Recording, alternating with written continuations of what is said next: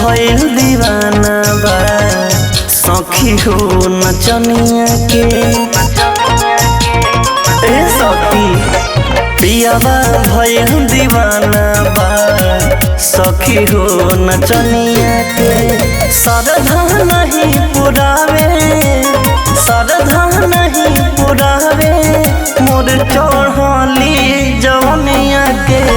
पियावा भइल दीवाना बा सखी हो नचनिया के। पियावा भइल दीवाना बा ओही सवतनिया के।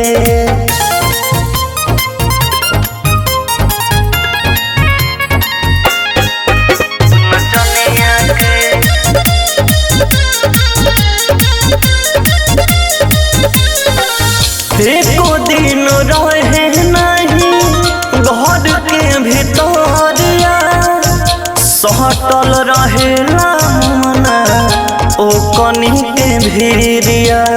दिन भर कोनी में लगल बाबे दरदी मरदा न पुरावे सरधा से जिया पोन झारे मोर जवानी के गरदा।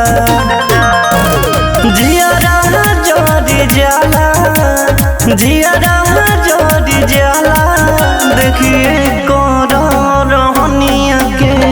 पियावा भइल दीवाना बा सखी हो नचनिया के। बलमा भइल दीवाना बा ओही सवतनिया के।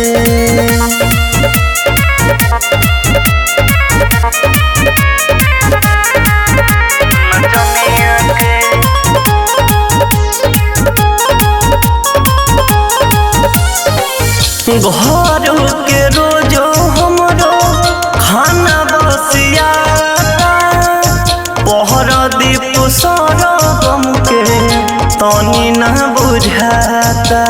मोती मरा गए सब का कहीं कस के जिंदगी धैले बनस के।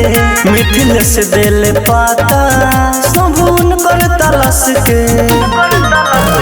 चिंता फिक्र न कहरे चिंता फिक्र न कहरे अपना तो कनिया के।